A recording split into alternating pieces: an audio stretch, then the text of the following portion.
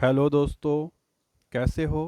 दोस्तों, आज हम इस वीडियो में नवोदय विद्यालय में जो जेसे होते हैं उनको क्या काम करना पड़ता है, उनका जॉब जो ड्यूटी क्या होता है, उनको क्या क्या करने होते हैं, इसके बारे में डिटेल से जानेंगे।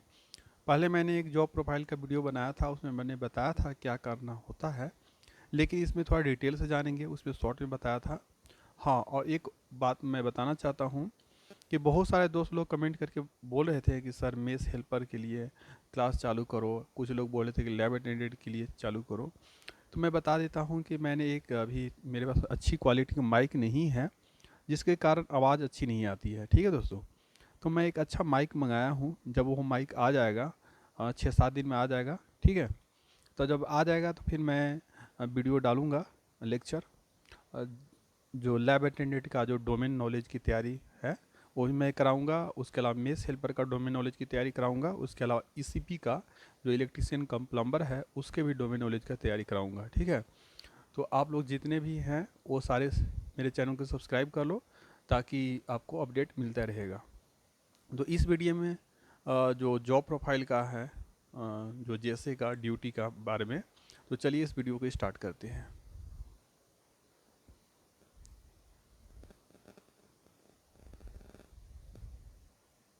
दोस्तों, अभी मेरे पास थोड़ा अच्छी क्वालिटी की माइक नहीं है, तो इसलिए अगर आपको थोड़ा साउंड में थोड़ा प्रॉब्लम आएगी तो उसके लिए सॉरी। मेरे पास जब नहीं नई माइक आ जाएगी जो मैंने मंगाया है तो आपको अच्छी साउंड मिलेगी। ठीक है, तो चलिए इस वीडियो की स्टार्ट करते हैं।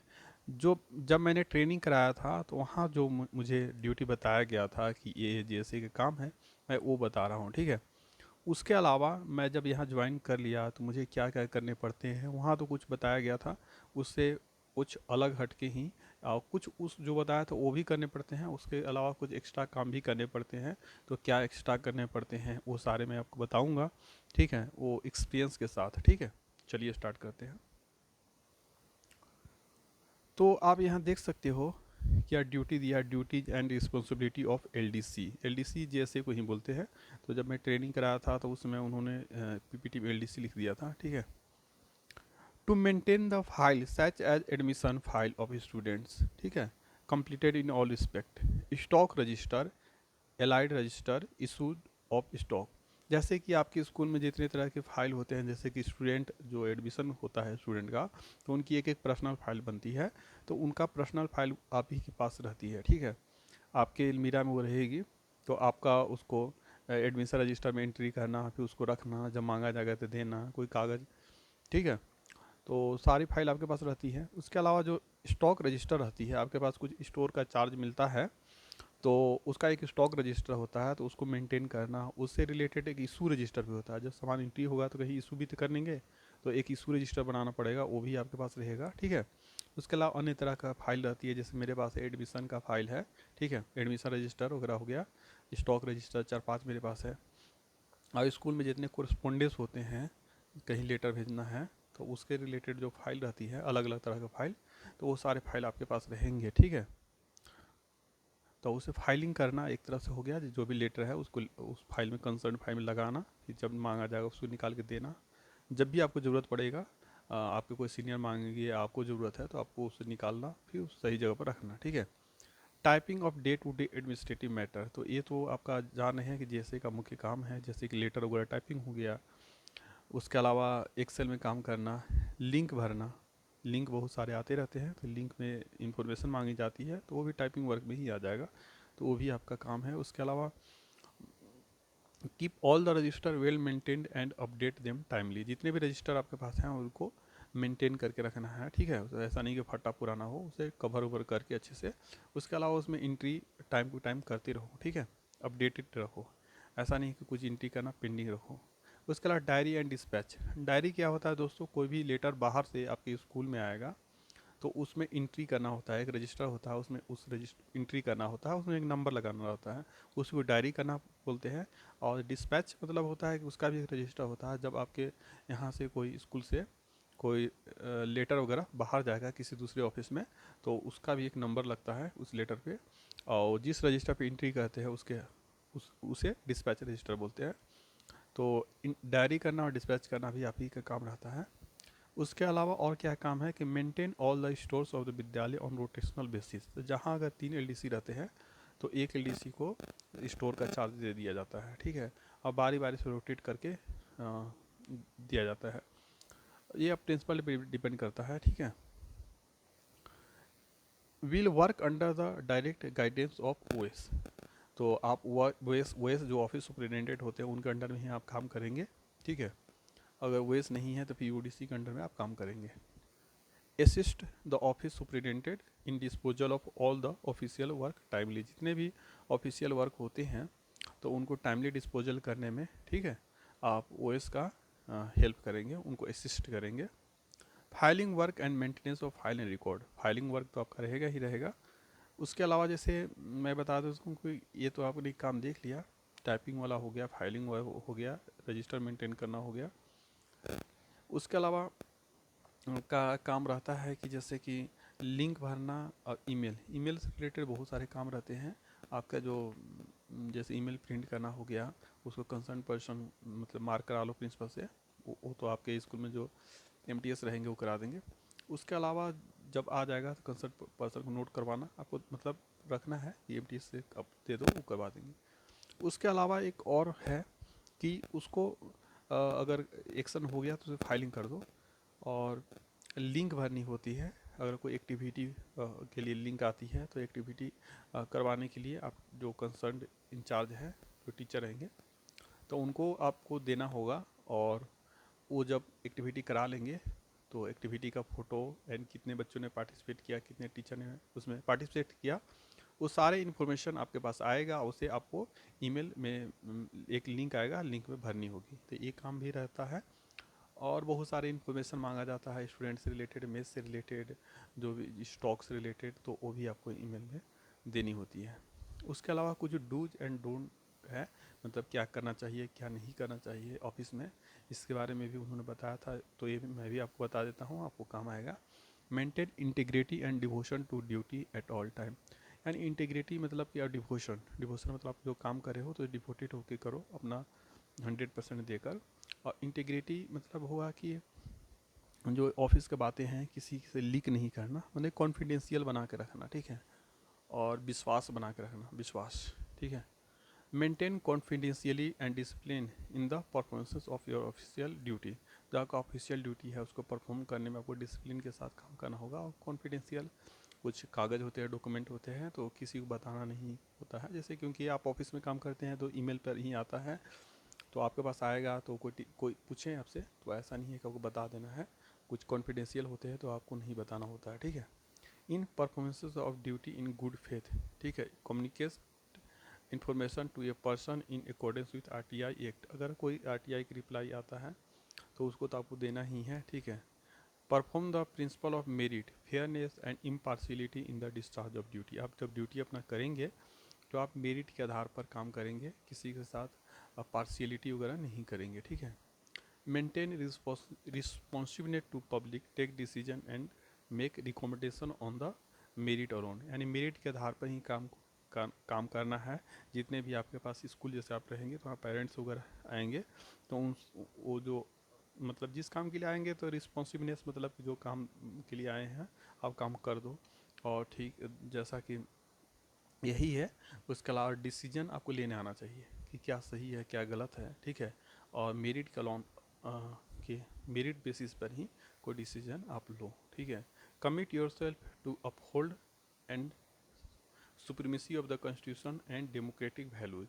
तो यही कि अपना जो कंट्री है उसका डेमोक्रेटिक वैल्यू एंड जो जो कॉन्स्टिट्यूशन है उसके तरफ डिवोटेड रहो, उसमें जो रूल रेगुलेशन लिखा हुआ है उसको फॉलो करो। Maintain high ethical standard and honesty. तो आपको ऑनेस्टी बरत के काम करनी है, ठीक है।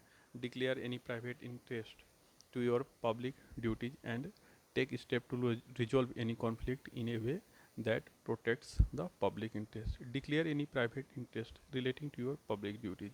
अगर कोई आपका पब्लिक ड्यूटीज है तो उसमें कोई प्राइवेट इंटरेस्ट आपका नहीं होना चाहिए, एंड ठीक है ऐसा हो। Act with fairness and impartiality, note discriminate against anyone, यानी किसी डिस्क्रिमिनेशन नहीं किया करना चाहिए, पार्शियलिटी नहीं करना चाहिए, आपको फेयरनेस के साथ, ऑनेस्टी के साथ काम करना होगा, ये नहीं कि किसी के साथ इम्पार्शियलिटी करने लगे, ठीक है। Maintain accountability and transparency, transparency के साथ आपको काम करना होगा, यही सब दिया हुआ है।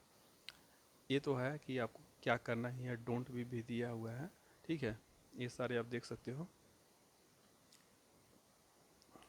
आगे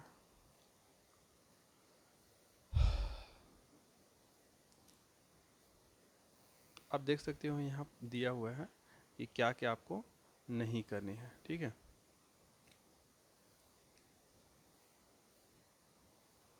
do not convey oral instruction to subordinate, यानी आपसे जो नीचे काम कर रहे हैं उनको ओरल इंस्ट्रक्शन नहीं, जो भी देना होता है रिटन इंस्ट्रक्शन में होता है। आपको भी कोई सीनियर ओरल इंस्ट्रक्शन दे रहे हैं तो आप कोशिश करो कि उनसे रिटन में इंस्ट्रक्शन लो और तभी आप काम करो, ठीक है। उसके बाद do not get involve in unauthorised communication of any official document, कोई ऑफिशियल डॉक्यूमेंट है तो किसी अनऑथोराइज्ड कम्युनिकेशन नहीं करो, ठीक है। जैसे कि ऑथराइज्ड क्या होता है कि जिसको भेजा जाना है, ठीक है, जिसको प्रिंसिपल मार्क कर देंगे उसे उसी को भेजना है, ठीक है, किसी दूसरे आदमी को नहीं भेजना है, ठीक है, यही हुआ। Do not miss use your position as civil servant and take decision in order to drive financial और material benefit for yourself. आपका जो पोजीशन है उसको मिसयूज नहीं करना चाहिए और ऐसा नहीं हो कि अपने पावर का यूज करके आप अपना फाइनेंशियल बेनिफिट लो। Do not join any organisation or undertake private consultancy work, कोई ऑर्गेनाइजेशन में आपको नहीं ज्वाइन कर, आप एक जगह काम कर रहे हैं तो किसी ऐसा नहीं है कि किसी दूसरे जगह भी आप काम करो, ठीक है, तो किसी दूसरे ऑर्गेनाइजेशन में आप ज्वाइन नहीं कर सकते एंड प्राइवेट कंसल्टेंसी वर्क भी आप नहीं कर सकते। Do not bring political outside influence in matter of pertaining to your service, कोई पॉलिटिकल इन्फ्लुएंस अपने सर्विस में मत लाओ, जैसे ट्रांसफ़र पोस्टिंग वगैरह में लोग बहुत सारे लाते हैं कि अपना ट्रांसफ़र पोस्टिंग करवाने के लिए पॉलिटिकल इन्फ्लुएंस लाते हैं, तो वो सब नहीं लाना होगा, ठीक है। Do not indulge in any act of sexual harassment of any women at work place, जैसे ही आपको पता है कि किसी भी ऑफिस में वुमेन भी होते हैं और जेएनवी में तो खासकर बहुत सारे स्कूल हैं रेसिडेंशियल स्कूल, तो यहाँ गर्ल्स भी पढ़ती हैं, तो आपको इस तरह की एक्टिविटी में इन्वॉल्व नहीं होना चाहिए, ठीक है, और होगे तो आपको डिसिप्लिनरी एक्शन होगा। Do not employ children below 14 years of age, 14 साल से कम के बच्चों को आपको स्कूल में नहीं लगाना है काम पे, जैसे आउटसोर्स लेबर या कॉन्टेक्चुअल लेबर के रूप में कैश किसी भी तरह से आप नहीं लगा सकते काम के लिए। Do not accept award of monetary benefit instituted by private trust, कोई प्राइवेट ट्रस्ट है उसे आप पैसे वगैरह या कोई अवार्ड नहीं लेनी है, ठीक है। Do not be dishonest partial and discourteous, मतलब आप ईमानदारी से काम करो, ऐसा नहीं कि बेईमानी करो, पार्शियलिटी आपको नहीं करना है एंड किसी के साथ अच्छे से व्यवहार करना है, कटसी के साथ व्यवहार करना है, ठीक है। Do not use your official position और इन्फ्लुएंस डायरेक्टली और इनडायरेक्टली थ्रू सिक्योर एम्प्लॉयमेंट, जो आपका पोजीशन है उसका यूज करके किसी अपने रिश्तेदार का या अपने लोगों को एम्प्लॉयमेंट देने के लिए आप नहीं कर सकते उसका यूज। ऐसा नहीं है कि आप आ गए तो अपने किसी रिश्तेदार को उस विद्यालय में जॉब पे लगा दो, ये भी नहीं कर सकते आप। Do not consume any intoxicating drinks और ड्रग्स वाइल ऑन ड्यूटी, अब जब ड्यूटी पर है तो किसी इंटॉक्सिकेटिंग ड्रिंक्स और ड्रग्स नहीं खा सकते या पी सकते, ठीक है, जैसे कि सिगरेट, तंबाकू, गुटखा वगैरह या अल्कोहल, दारू, ठीक है।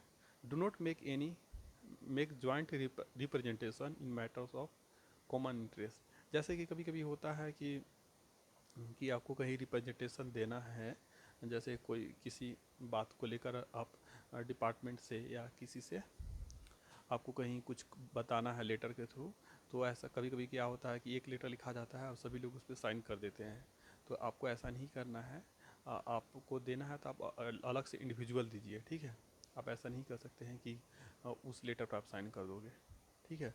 डू नॉट ज्वाइन और सपोर्ट एनी इलीगल स्ट्राइक, कोई इलीगल स्ट्राइक वगैरह होती है तो उसको आपको ज्वाइन भी नहीं करना है, उसको सपोर्ट भी नहीं करना है। उसके अलावा नोटिंग एंड ड्राफ्टिंग का आपका काम होता है, ठीक है, नोटिंग एंड ड्राफ्टिंग आपको पता ही होगा, नहीं पता है तो आप यहाँ देख लेना थोड़ा, बस आप देख लो वीडियो पॉज करके कैसे करना नोटिंग कैसे ड्राफ्टिंग, ये आपके काम आएंगे, ठीक है। उसके अलावा स्कूल में बहुत सारे वेबसाइट होते हैं, जैसे साला दर्पण होता है, उसी तरह से यूडाइस होता है, उसका एनवीएस का ट्रांसफ़र पोर्टल होता है, स्कूल का खुद का वेबसाइट भी होता है।